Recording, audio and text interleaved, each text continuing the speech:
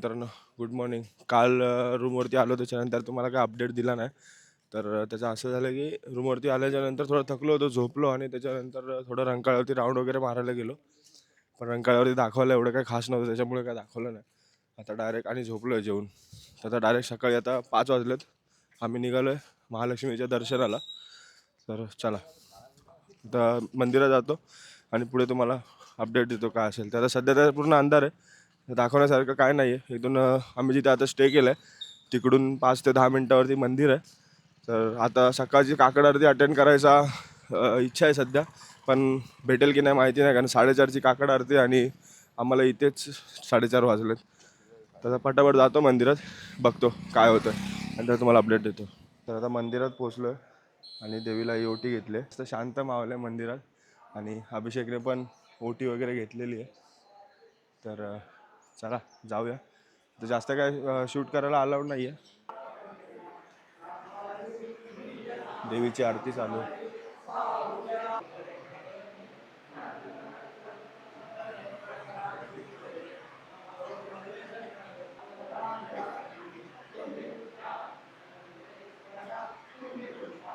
आता आम्ही दर्शन वगैरे करून आलो, मस्त दर्शन झालं. एक 10-15 मिनटात दर्शन झालं देवीच्या गाभाऱ्यामध्ये.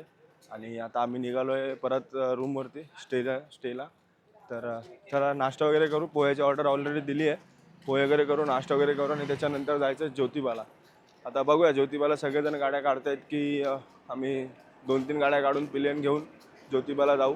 त्याच्यानंतर आता रूमवरती जाऊन डिसाईड करूया. बाकी दर्शन मस्त झालं एकदम. देवीला ओटी वगैरे घेतली होती, मस्त व्हायली. दर्शन मस्त झालं आणि एकदम शांत होतं. सकाळी ॲक्च्युली लवकर गेलो ना, त्याच्यामुळे एक असं झालं की गर्दी वगैरे नाही भेटली, पटापट झालं आणि एकदम शांत वातावरणात झालं. आता जसं जसं सनराईज झाला, जसं जसं पूर्ण गर्दी वगैरे वाढत चालले, तर आजूबाजूला गोंधळ वगैरे मंदिरात पण प्रॉपर आहे. सकाळी देवीच्या दर्शनानंतर रूमवर गेलो आणि त्याच्यानंतर आता नाश्ता वगैरे करून थोडा आराम करून निघालो ज्योतिबाच्या दर्शनाला. सामान वगैरे काय एवढं घेतलेलं नाही आहे, कारण इकडेच जायचं आणि परत आपल्याला स्टेवर जायचं. तर फक्त टॉप बॉक्स घेतला आहे, ज्याच्यामध्ये आपल्या थोडंसं कॅमेराचं ॲक्सेसरीज आणि ग्लव्स वगैरे थोडं काही राहील तेवढंच घेतलं आहे. गिअर्स वगैरे काय घातलेलं नाही आहे, नॉर्मल शर्ट आणि हेच घातलं आहे, शर्ट पॅन्ट वगैरे. आता चाललो ज्योतिबाच्या दर्शनाला. तिथून जाणार आहोत आम्ही गडहिंग्लज च्या आसपास. आपल्या अक्षयची कुलदेवी आहे, त्या अक्षयच्या कुलदेवीचं दर्शन घेऊन परत रिटर्न आपण स्टेवर जाणार आहोत दुपारी. आणि थोडंसं आराम वगैरे करून, कारण ऊन खूप आहे, त्यामुळे आराम वगैरे करून संध्याकाळी इव्हनिंगच्या आसपास शाहू पॅलेस वगैरे बघायला जाणार. तर बघूया आता पुढे कसं काय ठरतं, जे पण होईल तुम्हाला अपडेट देत राहील. बाकी व्ह्यू बघा मस्त. पोलीस भरती चालू आहे पोरांची, बाजूला मस्त शेती आहेत, मजा येते गाडी चालवायला. आता ॲक्च्युली काल रायडिंग गिअर्स वगैरे घातले होते ना, आणि आता रायडिंग गिअर्स विदाऊट चालवतात. आता गाडी आणि मी दोघंही हलके हलके झालेलो आहोत. मजा येते चालवायला. आता मस्त हवा वगैरे लागते, वातावरण सध्या गार आहे. आता काहीतरी 8-10 वाजलेलं आहेत, मी टायमिंग बघितलं नाही, पण 8 किंवा 10 वाजले असतील कदाचित. आपल्या स्टेपासून किंवा मंदिरापासून ना आपलं ज्योतिबाचं मंदिर जे आहे ते 10 किलोमीटर किंवा 20 किलोमीटर आहे. आणि तिथून पुढे 1 तासावरती आपल्याला कुलदेवीचं मंदिर आहे. मस्त लाईनअप एका लाईनमध्ये चाललं आहे. अक्षय लीड करतो आहे सध्या, कारण त्याच्याकडे मॅप आहे. आम्ही कोणी मॅप नाही लावला आहे आज, त्याच्याकडे मॅप आहे तर तो लीड करतो आहे आज. आणि टेलला आहे अभिषेक, बाकी सर्व मध्ये. इकडे सगळ्यांच्या शेतीला पाणी भरपूर आहे आणि सगळ्यांनी ऊस लावला आहे. मला वाटतं इथेनॉलचं सगळं प्रोडक्ट इथूनच चाललं आहे, रॉ मटेरियल इकडूनच चाललं आहे. हो हो, वॉट अ व्ह्यू. एवढा मस्त व्ह्यू भेटला ना, दोन्ही साईड म्हणजे मस्तपैकी जंगल टाईप आहे पूर्ण. ऊसाचे शेती, झाडं मस्त लागले, गारगार हवा लागते. वा,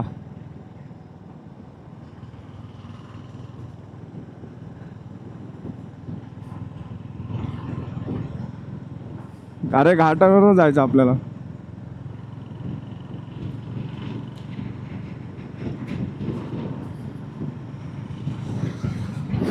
ज्योतिबाचा घाट चालू झाला जस्ट.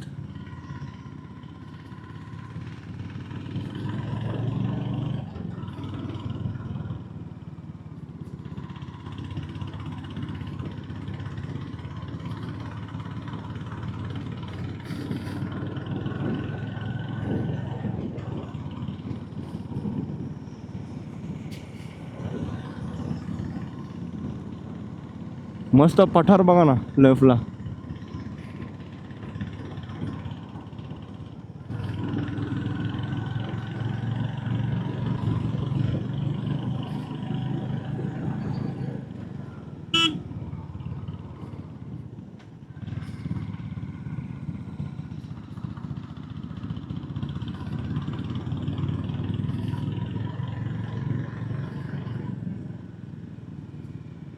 वाव.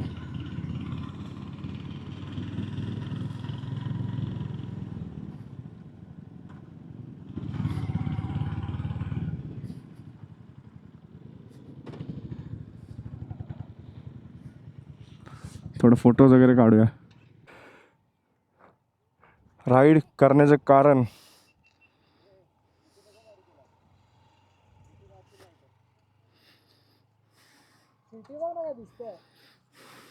हाच रोड पकडून आपण आलो. आता पन्हाळ्याच्या पुढे आपण आलो ना, इकडे पूर्ण ना कोल्हापूर शहराचा व्ह्यू दिसतो आपल्याला ज्योतिबाला जाताना. आणि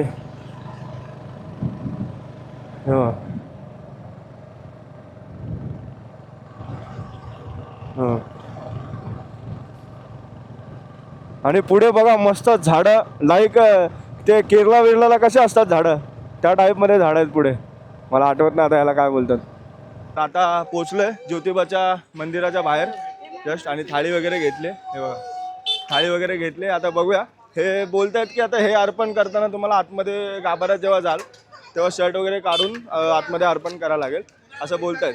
तर बघूया आता काय काय होतंय. बाकी मस्त मस्त वाटतंय. हे बघा मंदिर.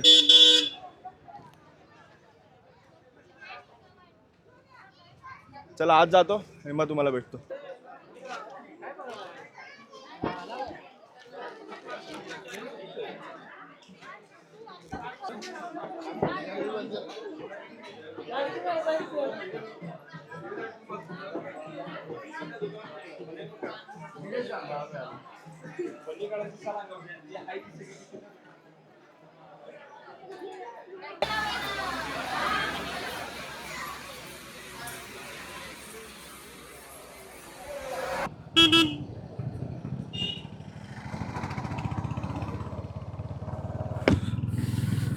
तर आता आम्ही ज्योतिबाचं दर्शन घेऊन निघालो. एक नंबर दर्शन झालं. आपला जो मित्र होता अमेय करून आपल्यासोबत राईड करतो, त्याच्या ओळखीचे पुजारी आहेत तिथं. तर त्यांना सांगून आम्ही पूर्ण आमच्या 9-10 जणांकडून आणि जे आपल्यासोबत राईडला आले नाही त्या पण सगळ्यांकडून पूर्ण ग्रुपकडून आम्ही एक आहेर ज्योतिबाला दिला.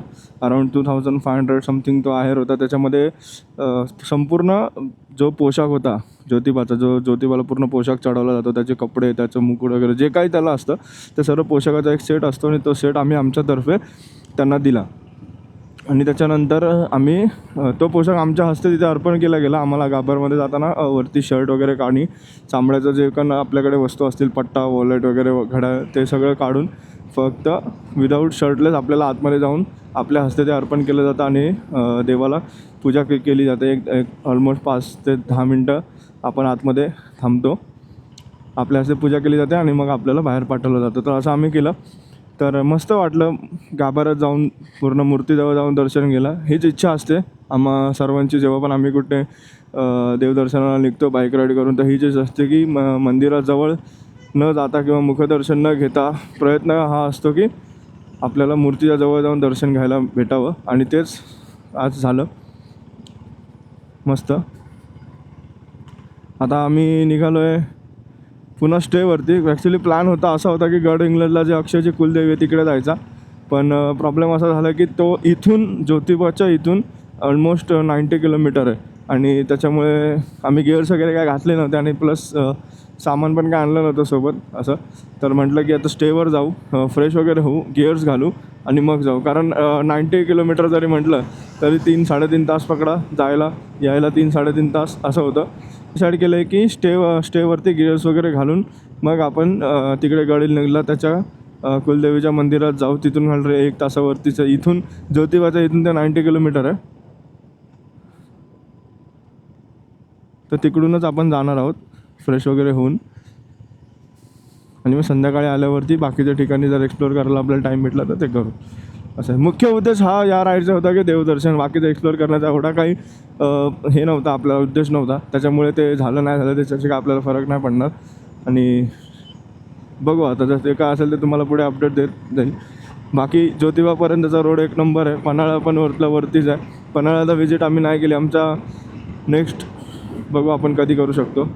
तर जसं तुम्हाला सांगितलं की आपण ज्योतिबानंतर स्टेवर येऊन जेवण वगैरे करून आपण निघणार आहोत गडहिंग्लजला अक्षयच्या कुलदेवीचे दर्शन घ्यायला. पण तसं झालं नाही का, अक्षयच्या कुलदेवीचे दर्शन घ्यायला तो एकटाच गेला आहे. आम्ही झोपलो होतो, थकलो होतो म्हणून.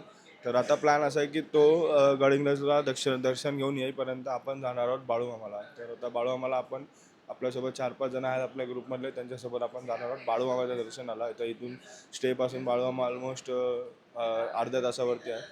तर अर्ध्या तासावरती आपण दर्शन करू. कारण आम्ही पहिले प्लॅन ठरलेलं शाहू पॅलेसला जायचं, पण शाहू पॅलेस 6 वाजेपर्यंत ओपन असणार, त्याच्यानंतर बंद होणार आहे. आणि आता वाजलेत 5, तर निघेपर्यंत 5:30 होतील आणि पोचायला 5:30 होतील. म्हणजे अर्धा तास तरी आपल्याला लागेल शाहू पॅलेसला पोचायला. त्याच्यामुळे ते बंद होण्याच्या टायमिंगला पोचलो तर आपल्याला तर काय अर्थ नाही त्याच्यामध्ये. बाळूमामाचं मंदिर ते 10 वाजेपर्यंत चालू असतं. तर असं ठरलं की आपण बाळूमामाला जाऊ, बाळूमामाचं दर्शन घेऊन मग रिटर्न येऊ. आणि त्याच्यानंतर मग तोपर्यंत अक्षय पण त्याचं काम आटपून येईल. आणि त्याच्यानंतर मग आपण लंच डिनर वगैरे करून आपण संध्याकाळी थोडासा टाईमपास वगैरे करून मग उद्याची तयारी करू. तर असा आहे, गडहिंग्लजचा प्लॅन आपला कॅन्सल झाला. तर बाळूमामाला चाललो आहे, बाळूमामाचं दर्शन घेऊ. जे काय पुढे होईल ते तुम्हाला ब्लॉगमध्ये बघायला भेटेलच, त्यामुळे स्टे ट्यून. रोड मस्त बनवला आहे आदमापूरचा.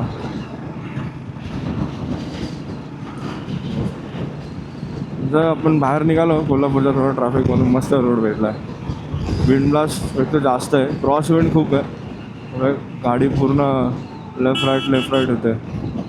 बरं झालं आदमापूर कॅन्सल नाही केलं. आदमापूर जर कॅन्सल केला असता तर हा रोड मिस झाला असता आज. वाव, गोकुळात रंग खेळतो खेळतो श्रीहरी.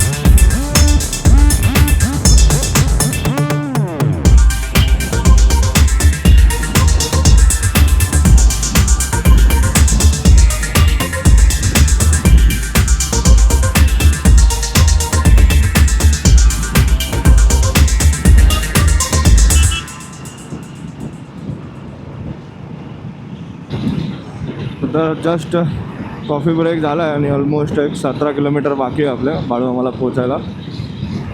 मस्त धनगर समाजातील संत आहेत आणि खूप साऱ्या प्रचिती वगैरे इकडच्या गावकऱ्यांना या धनगर समाजातल्या लोकांना दिलेलं आहे. त्यांना आज पूजनीयाचं स्थान आहे त्यांचं.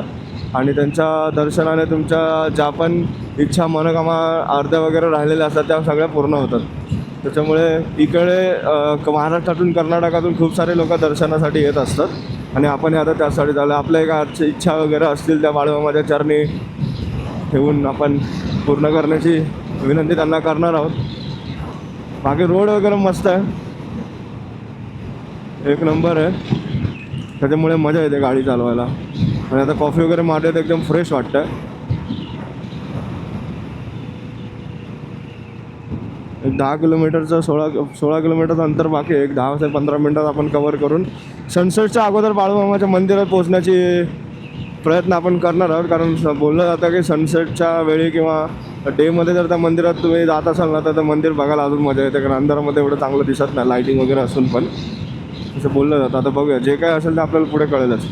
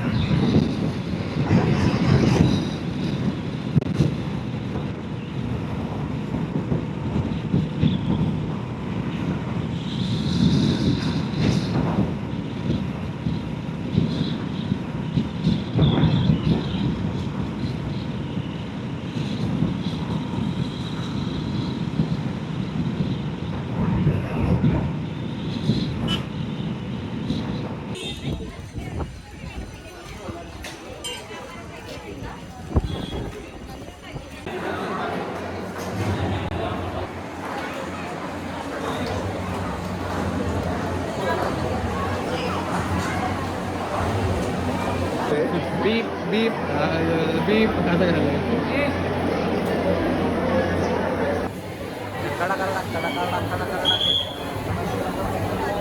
मंदिरात गेल्यावरती मस्त एकदम प्रसन्न वातावरण होतं. फक्त एवढंच आहे की गर्दी आज जरा जास्त होती विकेंडमुळे, त्याच्यामुळे जास्त काही एक्सप्लोर करता नाही आला आणि खूप थकलो पण होतो गर्दीत उभा राहून. पाय वगैरे पूर्ण दुखत होते, त्याच्यामुळे पटापट दर्शन वगैरे घेतलं, बाहेर आलो. मस्त वाटलं आणि इथे राहायची वगैरे सोय पण उत्तम आहे, मॅनेजमेंट पण खूप चांगलं आहे. खूप चांगल्या पद्धतीने सगळ्या गोष्टी मॅनेज करतात हे लोक. आणि आम्ही गेल्या आरती पण भेटली, त्यामुळे अजून भारी वाटलं. थोडंसं बाहेर होतं पण आरती ऐकायला वगैरे येत होती, स्क्रीनवर दिसत वगैरे होतं, त्यामुळे मजा येत होती. त्याला दर्शन वगैरे झालं आता बाळूमामाचं. आता निघतो स्टेला, कारण आपल्याला पोचायचं 10 वाजेपर्यंत हॉटेलवरती लंचला, डिनरला सॉरी. तर प्रॉब्लेम आहे 10 वाजता डिनर बंद होणार आहे, तर 10च्या आधी आपल्याला पोचायचं. आता ऑलमोस्ट 9 वाजलेले, 1 तासाचा रस्ता आहे, पण नाईट आहे आणि रस्ता खूप मखन असल्यामुळे गाड्या सर्व स्पीडमध्ये आहेत आणि समोर येणाऱ्या हायवेमुळे थोडी स्लो चालवायची आहे. त्याच्यामुळे आता निघतो, पुढे जातो आणि तुम्हाला पुढच्या गोष्टी सांगतो. विदाऊट हेडलाईट हा आपला नाईट राईडचा व्ह्यू आहे आणि विथ हेडलाईट हा व्ह्यू आहे. आता मला एक गोष्ट सांगा की हे तुम्हाला सेफ जास्त वाटतं आहे की तुम्हाला इथे सेफ जास्त वाटतं आहे? हा, ऑल्दो आपण फॉगलाईट लावतो, याच्यावरती फाईन्स वगैरे आता चालू झालेले आहेत. हा सगळा विषय खूप दिवसांपासून आपल्या सोशल मीडियावरती आता व्हायरल होतो आहे. पण मला एक मुद्दा मांडायचा आहे की जिथे गरजेचे आहे तिथं फॉगलाईट ह्या वापरल्याच पाहिजेत. आणि येल्लो आणि व्हाईट ह्या दोनच फॉगलाईट मला वाटतं आपण वापरल्या पाहिजेत. कारण मी खूप साऱ्या लोकांना बघतो की आता हिरव्या पिवळ्या निळ्या रंगाचे ते लाईट्स वगैरे लावत चालतात. डेमध्ये आपण फॉगलाईट ते लोक यूज करत असतात किंवा सिटीमध्ये ते लोक फॉगलाईट यूज करत असतात किंवा हायबीमवरती जास्त करून चालवत असतात. अशा खूप साऱ्या गोष्टी आहेत लाईट रिगार्डिंग. पण आपण फॉगलाईटचा विचार केला तर सिटीमध्ये पण चालवतात, सगळ्या गोष्टी चालवतात, मान्य. पण मला वाटतं आपण फाईन त्याच्यावरती मारले पाहिजे, रूल्स रेग्युलेशन त्या गोष्टींवरती काढले पाहिजेत. किंवा सिटीमध्ये जर तुम्ही फॉगलाईट यूज करत असाल, नाईटला यूज करत असाल स्पेशली, तर त्याच्यावरती कवर लावा. कारण सिटीमध्ये आपण खूप लोकांनी माहिती असेल की पण स्ट्रीट लाईट वगैरे तिथे असतात. आता मला ह्या एक गोष्ट सांगा की याच्यावरती आता ही समोरून हायबीमची गाडी आली आणि माझ्या मॅन्युफॅक्चरिंग लाईटमध्ये मला काहीच व्ह्यू भेटत नाही पुढचा. आता पण तुम्ही बघू शकता, जर मी या लाईटमध्ये गाडी चालवली तर माझे ॲक्सिडेंट होण्याचे चान्सेस खूप जास्त आहेत. पण जर मी फॉगलाईट चालू करतो आहे, आता ही हायबीमवाली कार समोर आली तरी पण मला थोडंफार दिसत होतं, पण जर मी फॉगलाईट नाही लावली तर मला काय दिसणार नाही. मग या गोष्टीला अर्थ आहे का? हे मला तुम्ही सांगा. मला कुठल्याही प्रकारचा मी विरोधात पण नाही आहे किंवा समर्थनात पण नाही आहे, पण जी गोष्ट गरजेची आहे ती केली पाहिजे असं मला वाटतं. फॉगलाईटमुळे खूप साऱ्या दुर्घटना घडतात, फॉगलाईटमुळे खूप साऱ्या वाईट गोष्टी होतात, पण त्यासोबत चांगल्या गोष्टीही होतात. हे सुद्धा आपण मान्य केलं पाहिजे किंवा या गोष्टीला थोडासा दुजोरा देऊन चालणार नाही, ही गोष्टसुद्धा आपण विचार केला पाहिजे. फक्त सिटीमध्ये तुम्ही फॉगलाईट वापरू नका, पण हायवेला जेव्हा राईड करत असाल तेव्हा फॉगलाईट वापरा, हेच माझं म्हणणं आहे. आणि गव्हर्नमेंटला पण माझी हीच विनंती आहे की या गोष्टीचा तुम्ही पण विचार करावा. पुन्हा एकदा तुम्हाला दाखवतो फॉगलाईट असताना आणि नसतानाचा फरक. आता ही समोरून हायबीमवरती कार येत आहेत. हां, आणि जर हा माझा हेडलाईटचा लो बीम आहे आणि हाय बीम आहे. आता इथे जर एखादा खड्डा असेल किंवा पाऊस पडत असेल तर आपल्याला काय दिसणार आहे? आणि खूप साऱ्या गोष्टी या आत्ताच होणार आहेत, कारण जे फॉगलाईटचे रूल्स लागू केले ते पावसाळ्याच्या अगोदर केले आहेत. तुम्हालाही माहिती आहे आपले रस्ते किती चांगले आहेत आणि किती वाईट आहेत. आता पावसाळ्यात जर खूप साऱ्या रस्त्यांची दुर्गती ऑलरेडी चालू होऊन जाते. जर त्याच्यामध्ये जर पाणी भरलं असेल किंवा जोरात पाऊस पडत असेल तर ह्या फॉगलाईटनेच माणसाचा जीव वाचू शकतो, रायडरचा जीव वाचू शकतो. आणि आता खूप साऱ्या लोक पावसाळ्यात निघणार बाहेर फिरायला वगैरे, बाईक रायडर्स निघणार किंवा नॉर्मल पब्लिक पण निघणार. पण तिथे जर फॉगलाईट नसेल, जर पूर्ण धुक्यामध्ये जर तुम्ही गाडी चालवत असाल आणि तुमच्याकडे फॉगलाईट नसेल तर हेडलाईटमध्ये तुम्ही किती सेफ आहात? कारण खूप साऱ्या घाटांमध्ये, खूप साऱ्या हिल स्टेशनला असं पण होतं की पुढे काहीच दिसत नाही, एवढा मोठा फॉग असतो आणि तिथे फक्त हजार्ड लाईट आणि फॉगलाईटच कामाला येते तुमच्या सेफ्टीसाठी. तर मला वाटतं सगळ्यांनी अथॉरिटीजने याच्यावरती विचार केला पाहिजे आणि एक योग्य सोल्युशन इथे काढलं पाहिजे. हो, फाईन मारा, खूप जास्त फाईन मारा, मी तर बोलतो, पण तेव्हा मारा जेव्हा ते लोक रूल ब्रेक करत असतील. आता आम्ही जर हा रूल ब्रेक करतो आहे तर मला वाटतं हे आमच्यासाठी गरजेचं आहे, कारण रूल ब्रेक करणं हे खूप सोपं आहे जीव वाचण्यापेक्षा. तर आता असं डिसाईड झालं आहे की ऑन द वेज आपण काहीतरी खाणार आहोत, डिनर करणार आहोत. तर सगळ्यांना चायनीज खायची इच्छा झाली आहे, पण मी आणि अभिषेक चायनीज नाही खाणार आहे. बघू व्हेजचं काय भेटलं तर, काय ऑप्शन भेटलं तर ठीक, नाही तर मग चायनीजवरती निभावून नेऊ आता. कारण जे गडिंग्लजला गेले होते आपले मित्र ते ऑलरेडी जेवण झालं झालं त्यांचं. मग आता रिटर्न तिथं स्टेजच्या इथे जाऊन हॉटेल वगैरे शोधण्यापेक्षा ऑन द वेज आपण बघून तेच जेवणार आहोत आता. मग इथे आम्ही स्टॉल्स वगैरे आणि हॉटेल वगैरे आता येताना बघितलं. पुढे जाऊन परत युटर्न मारून आलो आम्ही. Bye bye.